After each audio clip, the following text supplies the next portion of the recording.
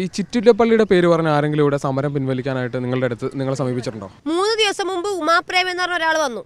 അവർ വന്നത് ഫ്ലൈറ്റിൽ എനിക്ക് വേണ്ടി മാത്രം, സമരം തീർപ്പാക്കാൻ വേണ്ടി മാത്രം ഇവിടെ വന്ന് ഇതിനകത്ത് പന്തലിനകത്ത് അങ്ങനെ ഇരിക്കുമായിരുന്നു. ഞാനും എൻ്റെ മക്കളും ഒറ്റയ്ക്ക് ഇരിക്കുന്ന സമയത്ത് മുഖ്യമന്ത്രി എൻ്റെ സമരപ്പന്തലിൽ വന്നിട്ട് എനിക്ക് മീഡിയകളുടെ മുമ്പിൽ വെച്ച് ശക്തമായ ഒരു ഉറപ്പ് തന്നെ ഞാൻ നിർത്തും. ഒരു ഉമാപ്രേമിനെ, ഒരു ചിറ്റിലപ്പള്ളി ഒരാൾ ഇവിടെ ഇടയിൽ നിൽക്കണ്ടെന്ന് പറഞ്ഞു. ഈ ഇപ്പം ലഭിച്ച 5 ലക്ഷത്തിൻ്റെ അവാർഡ് ഉണ്ടല്ലോ, ഈ അവാർഡ് പിൻവലിക്കുകയാണെന്ന് ചിറ്റിലപ്പള്ളി നിങ്ങളെ വിളിച്ച് സംസാരിച്ചോ?